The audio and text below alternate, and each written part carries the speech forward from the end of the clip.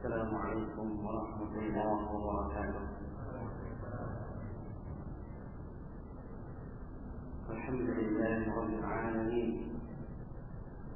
حمدا طيبا مباركا فيه مباركا عليه.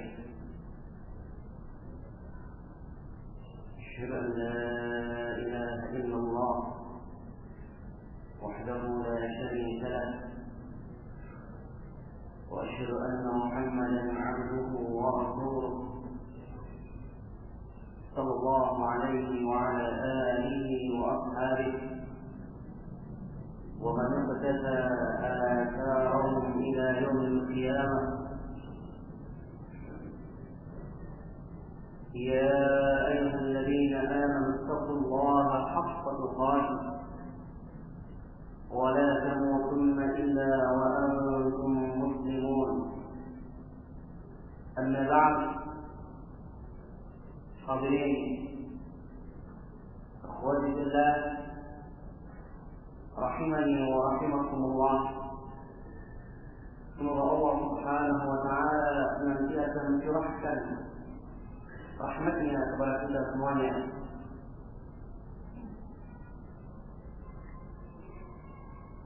Kita sadar bahwa tidak ada satupun manusia yang memiliki sifat ismah, yang menjadi maksum dalam kehidupannya, kecuali tentunya para anbiya dan bahkan sebagian para ulama berpendapat yang memiliki sifatul ismah dari umat manusia hanyalah Rasulullah sallallahu alaihi wasallam.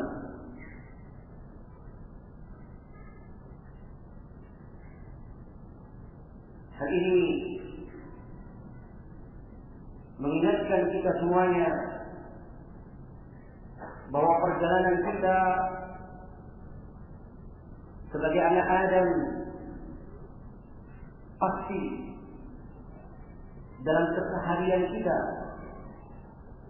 dalam perjalanan waktu kita terjebak dengan kesalahan, dalam dosa, dalam kemaksiatan kepada Allah Subhanahu wa Ta'ala.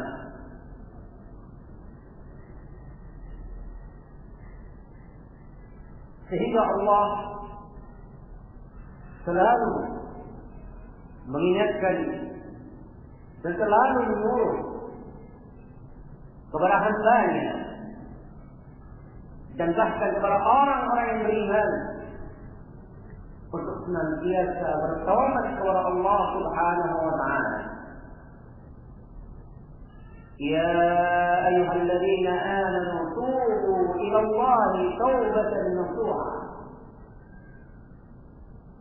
Berikan seruan Allah kepada kita semuanya untuk bertaubat kepada Allah, bertaubat dengan taubatan nasuha. Hadirin rahimani wa rahimakumullah, ini kesemuanya karena manusia tentunya beriman dengan kesalahan. Kenapa kita katakan beriman? Karena Rasulullah sallallahu alaihi wasallam dalam hadis yang dihasankan oleh Imam Al-Ghazali rahimahullah taala mensifati kita sebagai al-khata', pelaku kesalahan. Bukanlah sekedar al-mukhti' yang berbuat salah, tetapi pelaku kesalahan.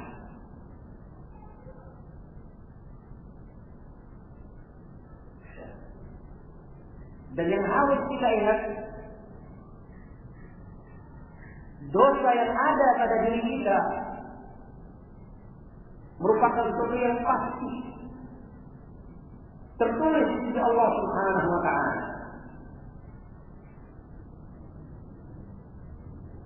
Suatu kesalahan memiliki karakter yang tentunya jauh dan memang berbeda dengan kebaikan. Suatu kebaikan secara zahir yang dilakukan oleh manusia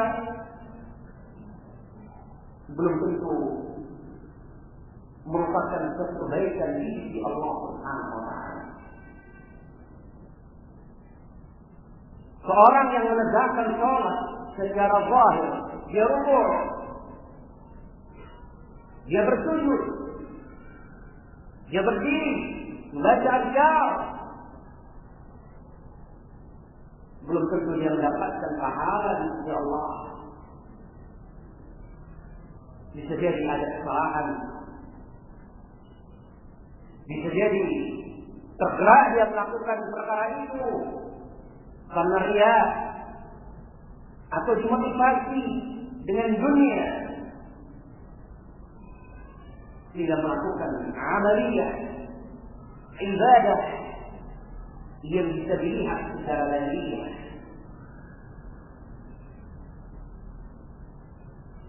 Tetapi aneh, karakter suatu dosa atau kesalahan pasti ditulis di sisi Allah Subhanahu wa taala. Satu kesalahan tidak akan mungkin bisa dibingkai dengan sebuah niat yang baik. Tetap apa dikatakan, yang zahir, yang nampak di hadapan kita adalah dosa. Seorang yang meminum khamar, walaupun mungkin dia mengingatkan sesuatu yang lainnya, tetap dikatakan dosa. Dan tetap di sisi Allah ditulis sebagai perbuatan dosa dan kesalahan. Hadirin, para ulama telah mengingatkan kepada kita semuanya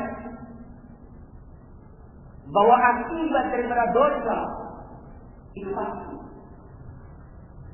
semakin besar dan semakin banyak yang dia lakukan, maka semakin besar dan semakin banyak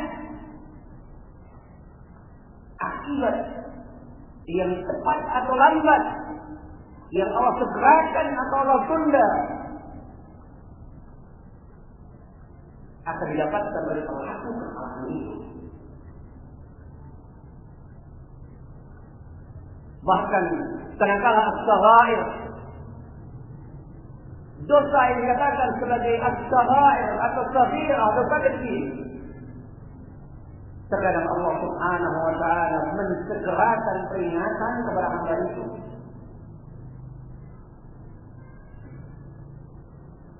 Dan kadang-kala akibatnya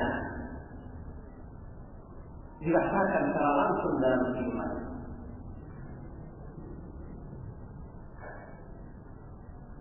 Makanya para sahabat radhiyallahu alaihim ajma'in, tidak ada dalam kehidupan mereka sebuah wacana atau sebuah pandangan meremehkan daripada dosa. Terlebih lagi dosa yang disifati sebagai kabirah, yaitu dosa besar. Apalagi dalam kehidupan mereka adalah orang yang sangat takut kepada Allah.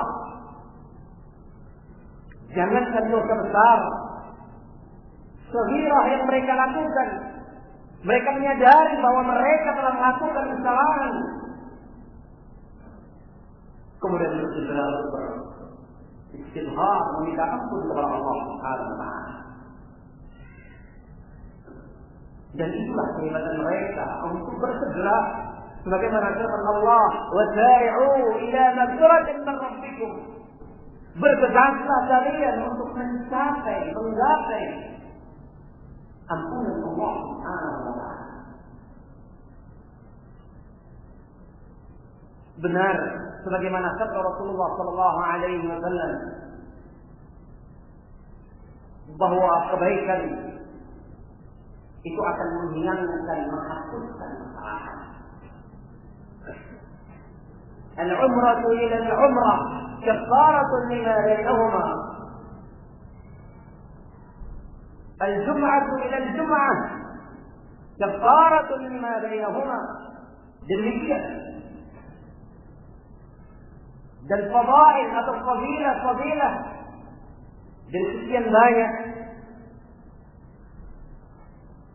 yang semuanya mengingatkan kepada kita ketika kebaikan ini dilakukan akan menghapuskan.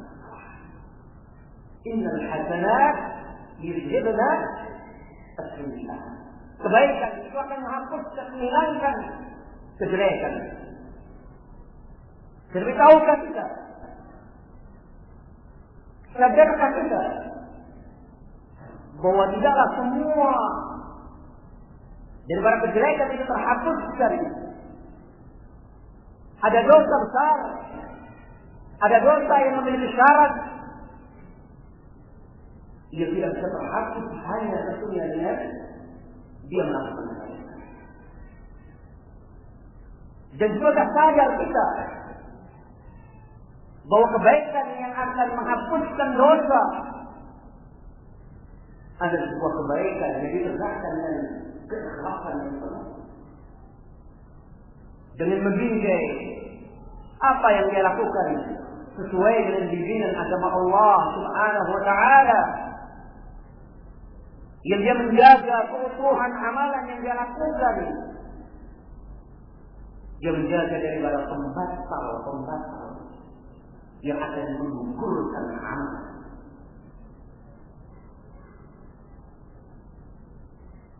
Oleh sebab itu, para salaf mereka melihat daripada sebuah ibadah yang mubarakah, sebuah ibadah yang mabrurah,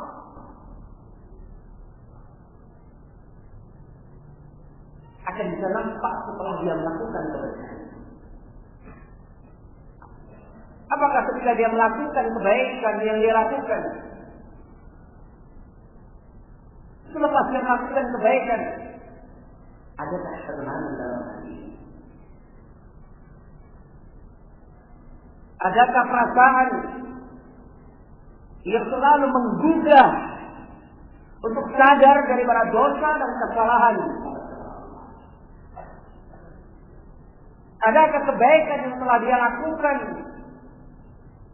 menjadi pintu-pintu kebaikan yang lainnya? Karena kebaikan itu merupakan sebuah pintu yang dengannya akan terbuka pintu-pintu kebaikan yang lainnya. Dan inilah ini daripada keimanan dan keibadah. Ini adalah sebuah ciri keimanan dan keibadah. Hadirin rahimani wa rahimakumullah. Sebagaimana yang kita katakan, dosa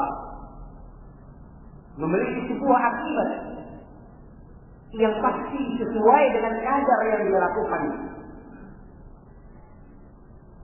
sedikit atau banyak. Dan ini dirasakan oleh para ulama. Dan semakin peka hati yang dimiliki oleh seorang muslim, semakin peka dalam masalah dosa, semakin kuat keimanan, maka akan semakin kuat ketekaan terhadap perbuatan dosa. Karena demikianlah yang Allah ingatkan ketika Allah memberikan cinta, rasa cinta dalam hati kita terhadap keimanan, maka sendirinya Allah atau Allah akan tanamkan kebencian kepada kekufuran, kenikmatan dan kemaksiatan. Hal ini yang Allah tanamkan di hati para sahabat radhiyallahu alaihim ajma'in.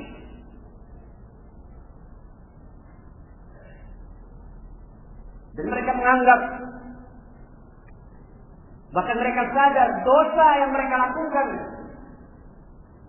sekecil apapun seakan mereka merasa mereka berada di tepi atau di tepi jurang yang tidak untuk dinaikkan. Ini para sahabat radhiyallahu anhum. Dan saat kita kembali dalam perjalanan kehidupan kita, ada yang kadang-kadang kita rasakan ketika kita masih menyadari, ada yang memang tidak merasakan bahwa dia dalam keadaan sedang menanggung akibat daripada dosa. Al-Imam Ibnu Qayyim rahimahullah menukilkan 9 akibat daripada dosa yang pasti dirasakan sesuai dengan kadar dosa yang dia lakukan. Dan sekali lagi kepekaan dalam merasakan perkara ini sangat berkaitan dengan iman yang dia miliki. Dan jika dia semakin menyadarkan diri kepada Allah dan mengingat Allah, maka akan selalu terbuka untuk bertaubat dan menyadari semua kesalahan. Yang pertama, tentu pada halaman 86 sampai 89 tentukan secara lengkap. Yang pertama, akibat daripada dosa adalah hadranul ilm, akan terhalangi terhijab daripada ilmu Anda. Hadirin rahimani wa rahimakumullah, beratnya atau mungkin sebuah fenomena yang mungkin atau kita merasakan, kenapa beratnya umat atau sebagian umat untuk mendengarkan daripada ilmu agama? Kenapa sulit dalam kehidupan mereka untuk memahami kewajiban dalam agama, memahami batasan-batasan antara al-halal wal haram?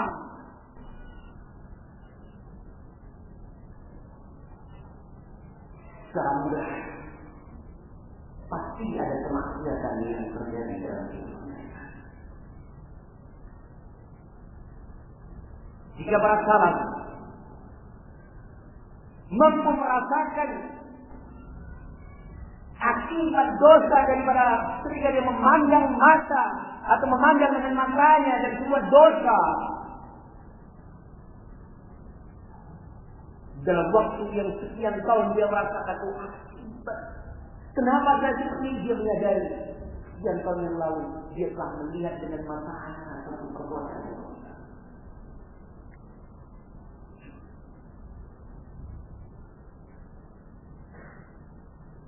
Jika ini dirasakan oleh mereka tentunya, maka wajar karena keimanan yang terjadi. Tetapi hilangnya kepekaan yang mungkin ada pada kita, yang kita rasakan, bahkan kita menganggap apa yang terjadi dari sebuah dosa tidak memiliki pengaruh, sehingga terus dia dalam keadaan dosa. Sehingga wajar, sebagai jawaban wajar, jika ilmu agama demikian berat untuk diterima. Sangat sulit untuk memahami al-halal wal haram yang pada akhirnya terhijab, tertutupi, tidak sanggup, bahkan lebih berupaya untuk menghindarkan diri daripada kewajiban dalam sebagian permasalahan. Bahkan menganggap cukup kadang-kala yang mereka anggap hal itu sudah menutupi kewajiban mereka sebagai seorang muslim, yaitu dengan menunaikan salat.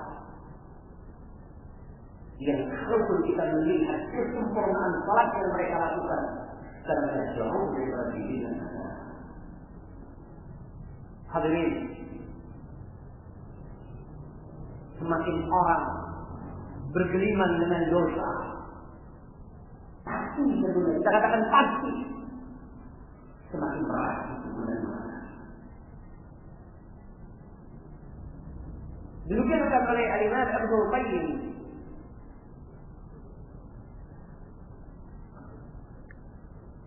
suatu saat Al-Imam Syafi'i rahimahullah ta'ala duduk di hadapan gurunya Al-Imam Malik.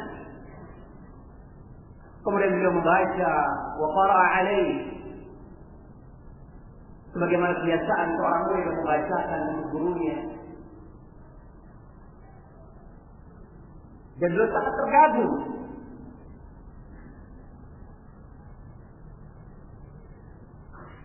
Atau gurunya Al-Imam Malik sangat terkagum daripada ketajaman az-zaka, dari kecerdasan yang dimiliki oleh Imam Syafi'i. Dia bisa menangkap dengan bagaimana dia membaca, pemahaman yang dia sampaikan. Ketika melihat muridnya yang seperti ini, maka Imam Malik menyatakan, "Inni arallaha qad alqa ala qalbika nuran, fala tusfihu bi dhulmatil ma'siyah." Kata Imam Malik, sungguh aku perhatikan Allah Subhanahu wa ta'ala telah memberikan cahaya dalam hatimu. Fala tusfihu, janganlah cahaya yang Allah berikan dalam hatimu engkau padamkan dengan kegelapan daripada kemaksiatan. Subhanallah. Kalau kita melihat perjalanan para anbiya, segala umat yang Allah jaga dari maksiat, bahkan sedari masa kecil mereka, sebagaimana Nabi kita sallallahu alaihi wasallam, Allah jaga dari maksiat. Dan kita bisa mengetahui bagaimana mudahnya dan bagaimana Allah memilih mereka untuk Allah turunkan kepada mereka. Dan hal yang penting, mereka adalah orang-orang yang terbaik, yang bersih hatinya, yang selalu terjaga dan menjaga dirinya. Sebagaimana yang Allah sudah sampaikan, tidak ada satu nabi pun dalam sirah kehidupan mereka, yaitu mereka adalah orang yang dahulunya jelek, penjahat, bertobat, kemudian Allah angkat menjadi nabi. Kalau seorang ulama, orang yang saleh, wali Allah, sehingga benarkan dahulunya adalah demikian dan demikian, sebagaimana keadaan para sahabat, kemudian sebagian keadaan para tabi'in, dan demikian yang terjadi dari sebagian mereka. Ada yang jadi adalah orang-orang yang jahat, bahkan kufur kepada Allah, kemudian menjadi orang yang terbaik pada masanya, menjadi orang yang alim, seorang muhaddits di kota Madinah yang dahulunya barakallahu fikum seorang Hindu, kemudian Nasara, kemudian mendapatkan hidayah, masuk ke agama Allah, menjadi seorang Muslim, kemudian mempelajari agama Allah dan menjadi seorang muhaddits, sampai kekuatan ilmu hadis yang dimilikinya beliau diangkat untuk menjadi khalifah hadis di Jamiah Islamiyah. Artinya secara ringkas demikian perjalanan manusia. Tetapi seorang nabi tidak ada. Seorang nabi Allah jaga mereka. Dan terhadaplah terhalangnya seseorang yang berilmu. Sekali lagi yang harus kita ingat, pasti ada dosa. Mungkin kadang-kala kita menyatakan sesulit menghafalkan Al-Quran. Dalam ayat Allah menyatakan walaqad yassarna al-Qur'an lidzikr. Setelah kami mudahkan Al-Quran untuk diingat, maka dengan menyalahkan Allah Subhanahu wa taala. Dan jangan menyalahkan fisik kita. Tetapi kita harus menyadari apa Allah ciptakan dalam keadaan sesuai dengan keadaan yang dibuat manusia. Memberi kemampuan untuk mengingat, menghafal. Yang mungkin sebagian mereka cepat dan ada sebagian mereka yang lambat. Jadi ingatlah bahwa hilangnya hafalan Al-Quran adalah karena kemaksiatan kepada Allah Subhanahu wa taala.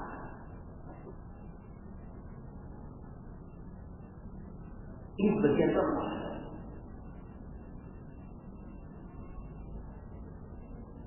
Sehingga barakallahu fikum, kita mengalami apa yang dikatakan oleh Imam Al-Albani rahimahullah taala, qillatul barakah. Sedikitnya barakah dalam ilmu yang beragam kemudahan ada di hadapan kita.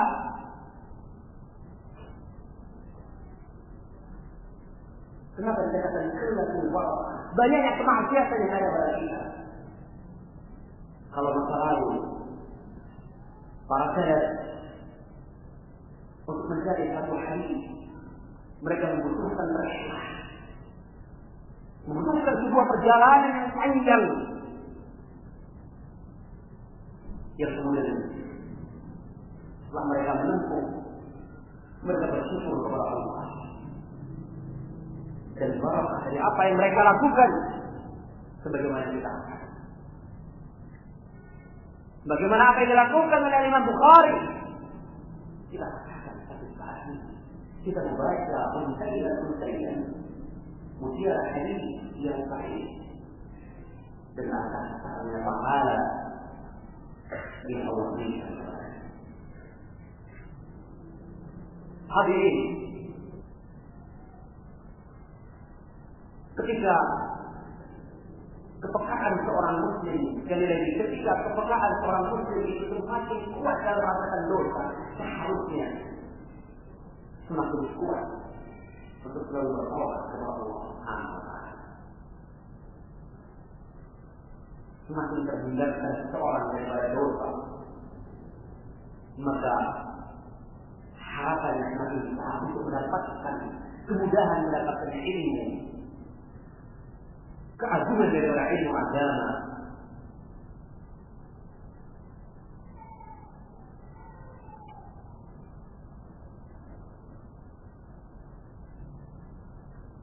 Kalau pada masa kita, kalau kita lihat ketika Syekh menyatakan qillatul barakah, dalam keadaan segala kemudahan ada di hadapan kita, tetapi kenapa qillatul barakah? Kenapa? Coba sekarang barakallahu fiikum, antum ingin membaca hadis, sangat mudah untuk mendapatkan kita. Bahkan untuk bahas, untuk kita mencari sebuah hadis dalam sebuah permasalahan, dalam hitungan detik kita bisa mengumpulkan 100 hadis dengan kita memiliki mawsu'ah al-Jahariyah umpamanya, dan memiliki sebuah DVD yang di situ termuat ratusan kitab hadis yang hanya dengan kita menuliskan apa yang kita inginkan, dalam hitungan detik tertampangkan di hadapan kita semua yang kita inginkan. Ketika ingin mengetahui bagaimana posisi setiap rawi, tinggal kita tulis Maka keluar semua perkataan dalam jarh wa ta'dil dari para ulama. Tetapi kenapa kemanfaatannya demikian kecil dirasakan oleh kaum muslimin dan sangat sedikit yang bisa memanfaatkan? Kita mengingatkan mereka sekalian, kerjatul barakah, sedikitnya barakah. Kenapa? Jadi beriman kita. Dan ini tentunya seharusnya mengingatkan bahwa akibat terjatuhnya kenikmatan daripada ilmu yang ini sifatnya pasti, ini diakibatkan tentunya dengan dosa. Berkata Imam Syafi'i rahimahullah ta'ala dari perkataan yang ma'ruf yang insyaallah akan sering mendengarkannya, syaqawtu ila wasi'in su'a hizbi fa'arshadani ila tarkil ma'asi وقال اعلم بأن العلم فضل وفضل الله لا يؤتى بالعار. Kata Imam Syafi'i, yang kalau dia melihat cinta, dia sanggup untuk menghafalkannya. Yang kadang-kadang dia membaca sebelah kanan, sebelah kirinya. Jadi dia berkata kepada gurunya, syaqawtu ila wasi'in, aku mengadu kepada guruku kepada Imam Syafi'i, su'a hizbi, jeleknya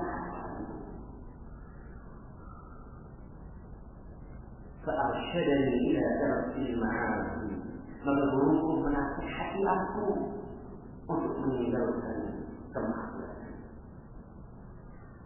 Dan dia berkata bahwa ilmu adalah keutamaan, fadilah, dan fadilah Allah tidak akan Allah berikan kepada pelaku kemaksiatan. Dan sekali kamu dan memang betapa jauhnya kita kalau kita ingin berkaca kepada para salaf dari semua sisi, dari akhlak mereka, dari kekuatan tawakal mereka, dari akidah mereka, ilmu mereka, kekuatan hafalan mereka.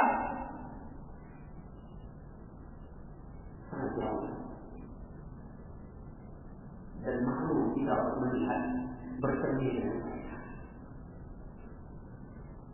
So, bayangkan kalau ada manusia merasakan akibat daripada dosa, jeleknya hafalan yang beliau miliki, ini beliau merasakan jeleknya hafalan, belum dari mana? Mungkin kita akan berkata, kenapa saya tidak sanggup untuk menghafal?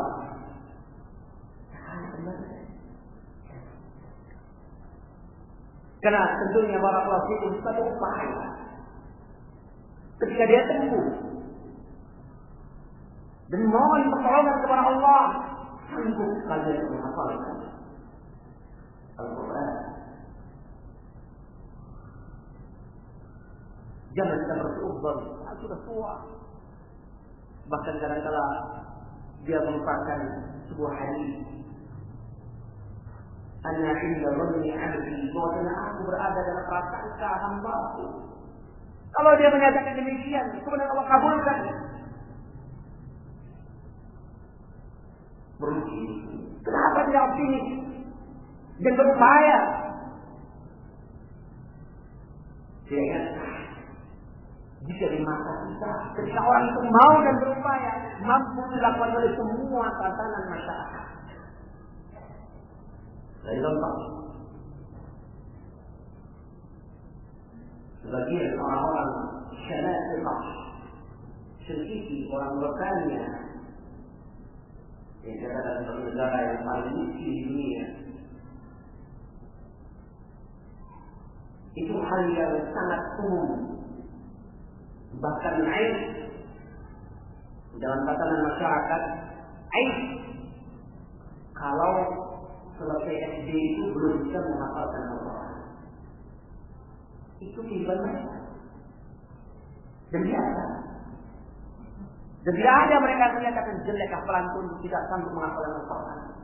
Mereka berhusnul dzan dan mereka berupaya.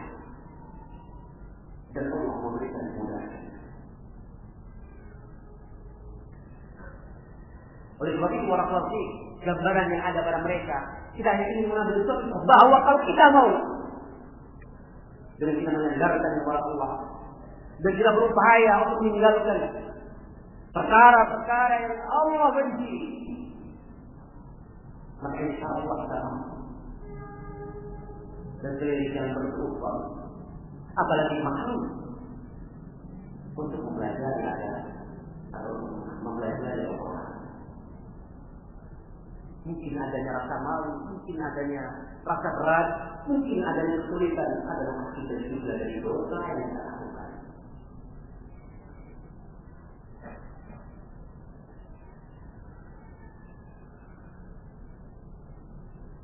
Yang selanjutnya, yang kedua, akibat daripada dosa yang pasti kita rasakan, وحدة يجدها العاصي في قلبه بينه وبين الله.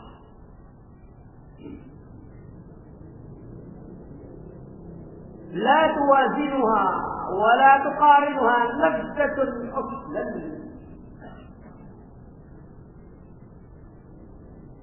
Seorang yang melakukan maksiat dan dia akan merasakan dalam hatinya wahsyah. Yaitu rasa seakan-akan atau rasa yang sangat jauh, ketakutan, tetapi tidak menghantarkan kepada kebaikan. Wahsyah, dia tidak akan merasakan dalam hatinya sebuah kegersangan hati. Dia sadar dia merasakan jauh antara dia dengan Allah. Dan tidak sanggup untuk melepas.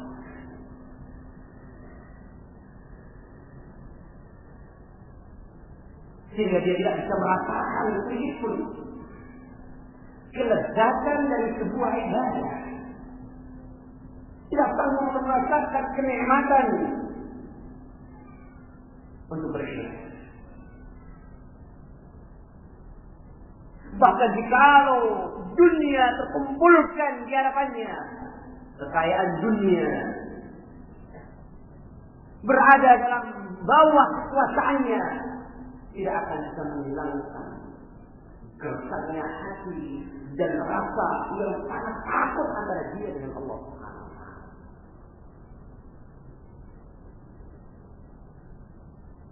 Ketakutan yang tidak sewajarnya. Karena ketakutan kepada Allah, ketakutan yang hakiki membuat cinta kepada Allah dan rindu kepada Allah Subhanahu wa Ta'ala. Demi adalah tujuan kita bagi orang beriman.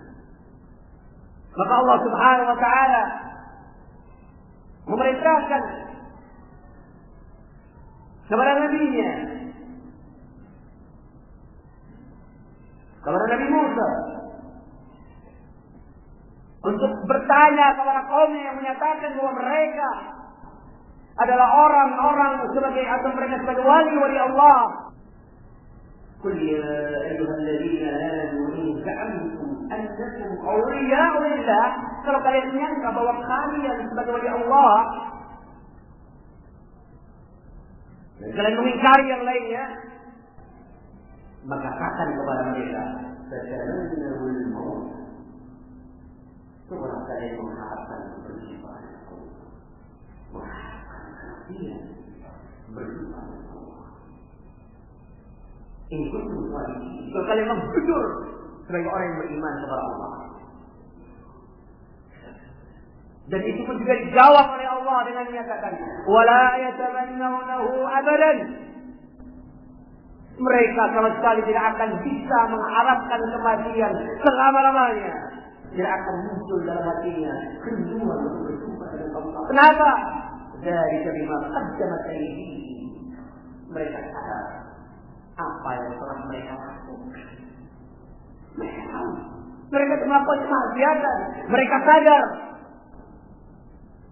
Walaupun demikian mereka menyatakan sebagai seorang mukmin, tapi kekesalan hati tidak diingat bahwa dia adalah orang yang jauh dari Allah.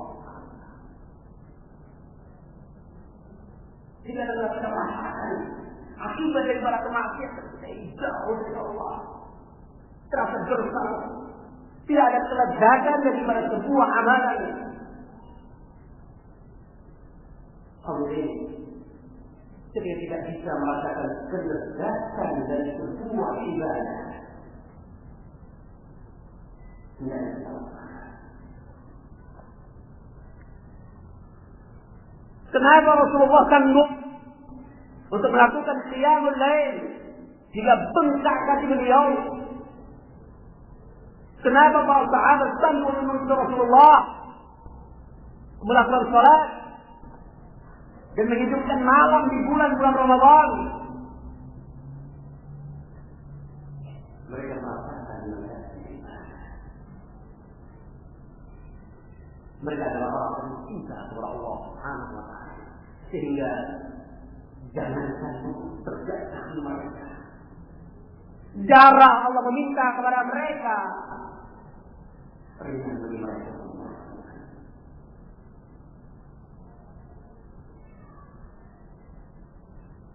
Artinya, Alhamdulillah, rahimani wa rahimahullah.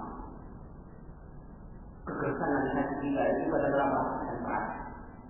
Yang jikalau kita ingin melatih dan mau berupaya untuk melakukannya, insya Allah.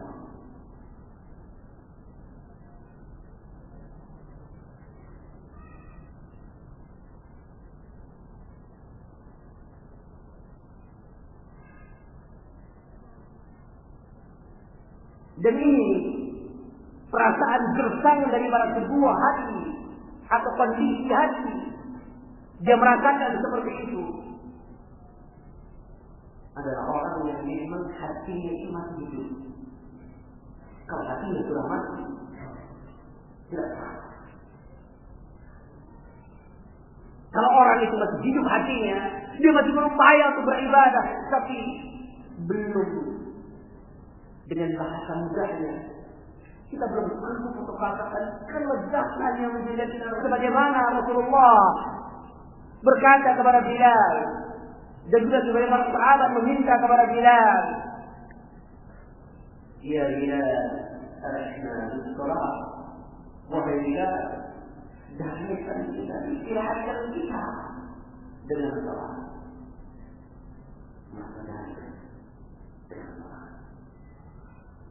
Umar bin Khattab radhiyallahu taala anhu, beliau selalu berdoa di siang hari, "Ya Allah, percepatkanlah datangnya malam. Aku merindukan untuk bermunajat denganmu, dengan Allah Subhanahu wa Ta'ala." Mereka Bukhari Muslim. Seperti dalam ayat yang Allah turun dan memberikan tawaran kepada kita. Hal min mustaghfirin fa'aghfiru lahu, hal min sa'ilin fa'utiya lahu. Apakah ada orang yang beristighfar dan aku memberikan ampunan baginya? Ada yang meminta kepada aku, sehingga aku akan memberikannya. Itulah yang menjadikan hati Umar bin Khattab merindukan kapan datangnya malam hari. Ini adalah hati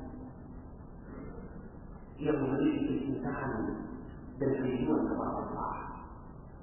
Ketakutan yang menjadikan dia untuk mencintai Allah Subhanahu wa Ta'ala. Tetapi orang yang mengalami wahsyah, kegersangan hati,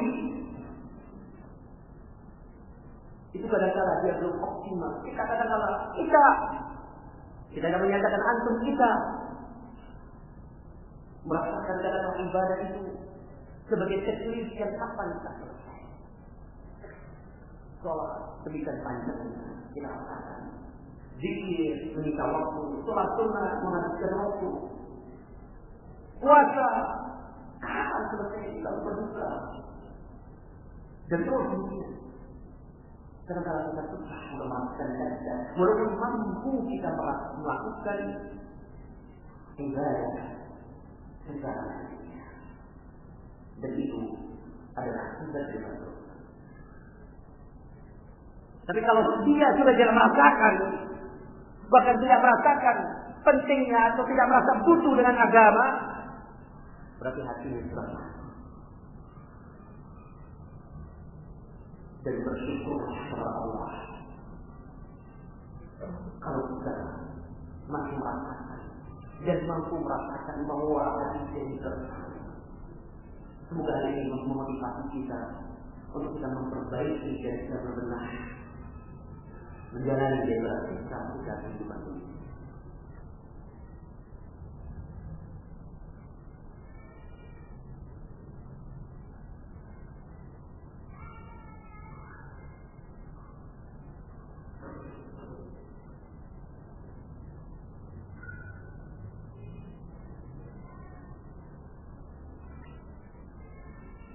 Barakallahu sebagai penutup, ada seorang yang bertanya dia kepada seorang ulama, dia merasakan begitu, dan dia merasakan, dia pun bertanya kepada gurunya. Dia menyatakan, aku mendapatkan kesenangan hati, aku merasakan bagaimana kesenangan. Maka dijawab oleh beliau, "Idza kunta qad awshadta dhunub, fada'ha idza syi'ta wasta'ti."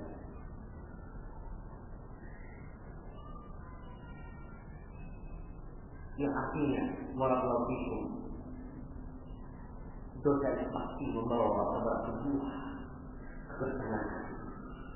Dan kalau kita ingin damai, maka berupaya untuk menjauh daripada dosa dan kemaksiatan. Semoga Allah Subhanahu wa Ta'ala selalu memberikan cahaya dalam hati kita dan dalam kehidupan kita. Dan semoga Allah Subhanahu wa Ta'ala mendidik kita untuk kita mampu selalu bertaubat kepada Allah. Kurang lebihnya mohon maaf dan semoga ada manfaatnya. Aku qouli hadza, subhanallah wa bihamdihi, asyhadu an la ilaha illa anta, astaghfiruka wa atubu ilaik. Assalamualaikum warahmatullahi wabarakatuh.